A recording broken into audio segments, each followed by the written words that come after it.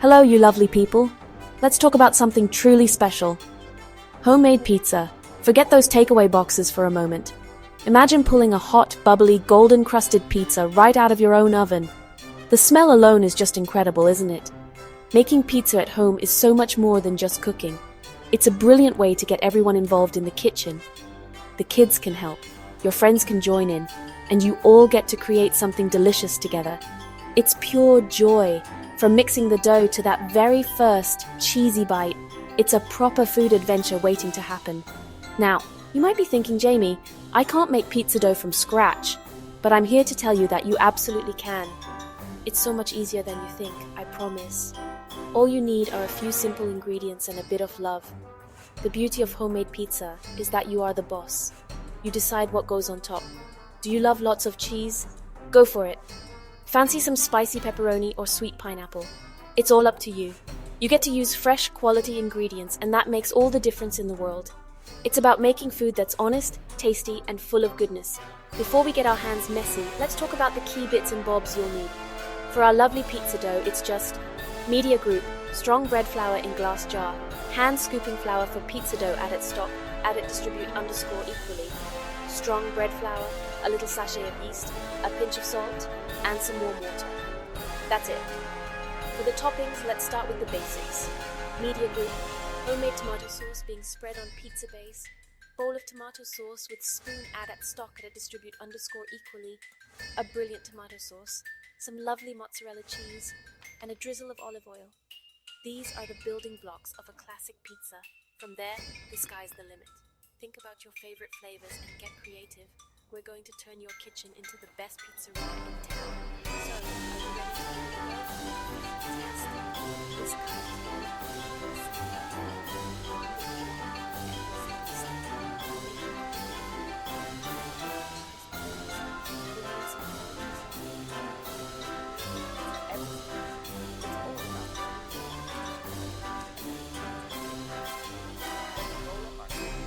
put on our aprons and get ready to create some pizza magic. It's going to be brilliant. Right then, let's get stuck into the heart of our pizza, the dough. This is where the magic really begins. Grab a big mixing bowl. In it, we're going to put 500 grams of strong bread flour. This type of flour gives your pizza a lovely, chewy texture. Make a little well like a volcano in the middle of the flour. Now, in a separate jug, mix 1 7-gram sachet of fast-action dried yeast with about 325 milliliters of lukewarm water. The water should feel just warm to your wrist, not hot. Give it a gentle stir until the yeast dissolves. This little mixture is what will make our dough rise and become light and airy. Now pour that yeast mixture into the well you made in the flour. Add a good pinch of sea salt and a tablespoon of olive oil around the outside edge, not directly on the yeast. The salt can stop the yeast from working its magic if they meet too soon. Using a fork, start mixing the flour into the liquid from the inside out. Keep mixing until it all starts to come together into a shaggy, sticky ball of dough. Don't worry if it looks a bit messy at this stage. That's exactly how it should be. It's all part of the process and soon it will transform. Time to get your hands in there. Tip the dough out onto a clean, lightly floured surface. Now for the fun part, kneading. Push the dough away from you with the heel of your hand, then fold it back over on itself. Give it a quarter turn and repeat. Do this for about 10 minutes. Put on some music and get into a rhythm. You're working the gluten in the flour, making the dough strong and elastic. You'll know it's ready when it feels smooth, soft, and springy to the touch. It's a bit of a workout, but it's so worth it for that perfect pizza base. Once your dough is beautifully kneaded, it needs to rest and rise. This is called proving. Lightly oil your mixing bowl and place the bowl of dough inside. Cover the bowl with a clean, damp tea towel or some clean food. Find a warm, draft-free spot in your kitchen and leave the dough to sit for about an hour or until it's double in size. This resting time allows the yeast to work its wonders, filling the dough with tiny air bubbles. When you come back, you'll have a beautiful, fluffy pillow of dough ready to be shaped into delicious pizzas. Our dough is rested and ready, so let's talk about the fun bit, the toppings. But first, the sauce. A great pizza needs a great tomato sauce. You can buy a jar of passata, which is just sieved tomatoes, and make it your own. Pour Pour it into a bowl and add a pinch of salt and pepper, a little sprinkle of dried oregano, and maybe a crushed garlic clove if you love garlic like I do. Give it a good stir, and that's it. A simple, beautiful, flavorful sauce. You don't need to cook it first. It will cook perfectly on the pizza in the oven. It's all about keeping things fresh and easy. Now, let's get back to that gorgeous dough. Punch the air out of the risen dough. It's so satisfying. Then, tip it back onto your floured surface and give it a quick knead. Depending on how many pizzas you want to make, divide the dough into 2 or 4 equal pieces. Take one piece and start to shape it. You can use a rolling pin, but I love using my hands. Gently stretch and press the dough outwards from the center, turning it as you go. Try to keep the rim a little thicker than the middle.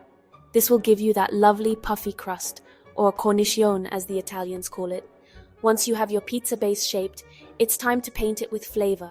Spoon a layer of your tomato sauce onto the base, spreading it out almost to the edges, but leaving that thicker rim bare. Don't put on too much sauce, or your pizza might become soggy. A thin, even layer is perfect. Next up is the cheese. Classic mozzarella is the best. You can use the firm block kind that you grate, or the fresh, soft balls of mozzarella packed in water. Just tear the fresh mozzarella into chunks and dot it over the sauce. Be generous. A cheesy pizza is a happy pizza. With our sauce and cheese in place, we have the perfect canvas for our favorite toppings. This is where you can let your imagination run wild. Slices of pepperoni, cooked mushrooms, sweet peppers, red onions, olives, whatever you fancy. Just remember not to overload your pizza. Too many toppings can make it difficult to cook evenly. A few well-chosen ingredients will shine.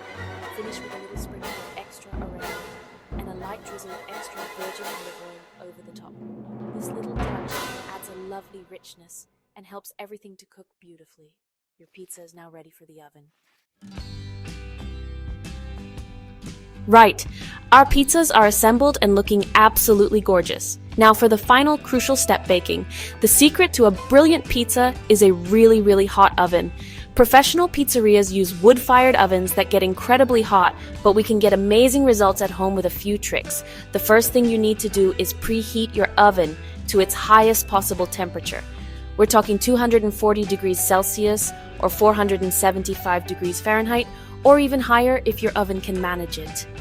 Let it get properly hot for at least 30 minutes before you even think about putting the pizza in. This intense heat is what gives you that crispy, golden crust. Here's a top tip for an extra crispy base. If you have a pizza stone or a pizza steel, put it in the oven while it's preheating. These get screaming hot and cook the base from underneath, just like a real pizza oven. If you don't have one, don't you worry one bit. Simply take a heavy-duty baking tray, turn it upside down, and place it in the oven to heat up.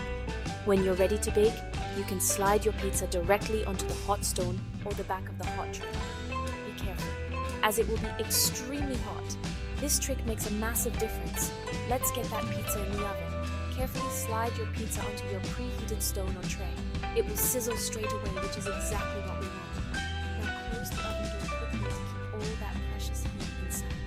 Your pizza will cook surprisingly fast in a super hot oven. It should only take about 8 to 12 minutes to become golden brown and cooked.